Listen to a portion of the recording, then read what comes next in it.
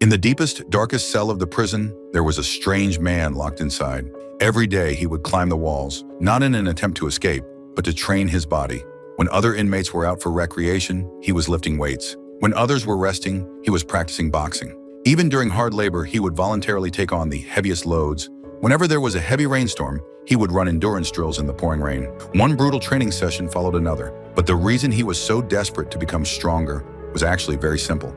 It had nothing to do with hope, and even less to do with freedom. It was hatred, pure, extreme hatred. Before prison, he had been an ordinary steelworker. He had a beautiful wife and a happy life. But that fragile happiness was completely destroyed by a random act of violence committed by a criminal who simply wanted to hurt someone. At the time, Kyle was away from home. When he heard his wife's desperate screams over the phone, he sped home like a madman, only to find her lying in a pool of blood, already lifeless. Her clothes were torn, her body covered in injuries. She had been assaulted and murdered.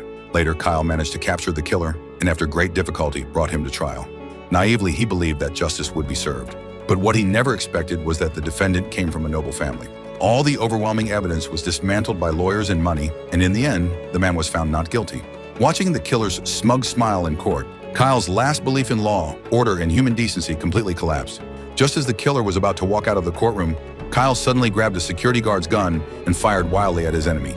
Gunshots erupted inside the courtroom, and the killer fell to the ground. But the real nightmare had only just begun. Kyle was sentenced to life in prison and sent to Kravai prison, a place feared by every inmate. Here, the law was a joke, and human life meant nothing. To survive in this place, you either had to be strong or have money. Everything about life and death in this place was decided by the warden's mood. The intake process was just a routine procedure. Prisoners were brutally stripped of all their belongings. Kyle was no exception. But even then, the guards were still not satisfied. They set their eyes on the wedding ring on his left hand, but that ring was the only remaining memory of his dead wife. Kyle refused to give it up, but his resistance only earned him a more brutal beating from the guards. In the end, the ring was taken away, and Kyle could only stare coldly at the guard who took it. Not a single inmate around him dared to meet his eyes. That was the rule of Kravai. Once you entered this place, you were treated worse than an animal, with no dignity left at all.